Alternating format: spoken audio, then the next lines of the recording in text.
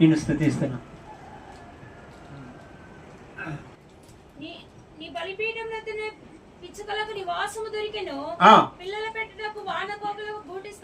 పెట్టుటకు వానకోకిలకు గూటి దొరికినట్టుగా ఈ గూట్లో నుంచి నిన్ను ఆరాధించే భాగ్యం ఇచ్చినందుకే ఆ విధంగా నేనేమిచ్చినా సరిపోను ప్రభా అని కృతజ్ఞత చెల్లించే వారమై ఉన్నాము. నీ మందిరమునందు నివసించు వారు ధన్యులు గనుక ఆ ధన్యత నాకు ఇచ్చినందుకు, నీ మందిరంలో ఉండే ధన్యత, నీ మందిరంలో ఆవరణంలో ఉండే ధన్యత, నీ బలిపీఠం ఎదుట ఉండే ధన్యత, నీ బలం ఎదుట ఉండే ధన్యత, నీతిమంతుల ప్రజల మధ్యలో ఉండే ధన్యత, పరిశుద్ధుల మధ్యలో ఉండే ధన్యత నాకు ఇచ్చినందుకే ప్రభా నేను సరిపోనయ్యా. స్తుతి ఆరాధన, థ్యాంక్స్ గివింగ్, కృతజ్ఞత చెల్లిస్తున్నానయ్యా అని కృతజ్ఞత పూర్వకంగా దేవుని ఆరాధించే వారమై ఉంటున్నాం.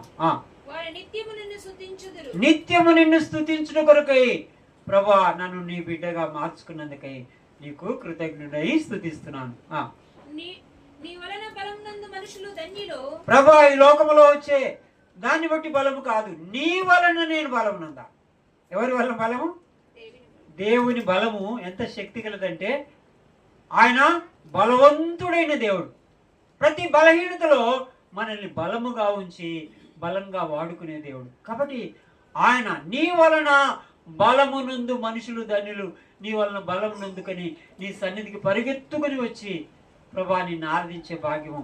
నేను బలహీనుడని ఆ విధంగా శరీరాశ నేత్రాశ జీవనంతో నేను అక్కడే కూర్చుని ఉండకుండా నీ వలన బలమునంది పరిగెత్తుకొని వచ్చి ఆ విధంగా నా కాళ్ళను లేడీ కాళ్ళగా చేసి ఉన్నతమైన స్థలంలో ఉండుట కొరకు రక్షణ ఇచ్చి పరిగెత్తుకొని వచ్చి నీ సన్నిధిలో గూటిలో గుడారములో పిచ్చుకకు వానకోకిలకు ఆ విధంగా స్థలం ఇచ్చినట్టుగా నాకు కూడా ఈ స్థలం ఇచ్చినందుకై నేను నిన్ను ఆరాధిస్తున్నాను ప్రభా. యాత్ర చేయి మార్గములు వారికి అతి ప్రియములు, వారు బాకాలో ఎల్లుచు దాన్ని జలమయముగా చేయుదురు. తొలకరి వాన వారికి దీవెనతో కప్పును. వారు నానాటికి జలాభివృద్ధి నందుచు ప్రయాణం చేయుదురు. వారిలో ప్రతి వాడు సీయోనులో దేవుని సన్నిధిని కనబడును. ప్రభువా ఈ దినం నేను సజీవుడనై నీ సన్నిధిలో కనబడే భాగ్యం నాకు ఇచ్చావు. దాన్ని మించిన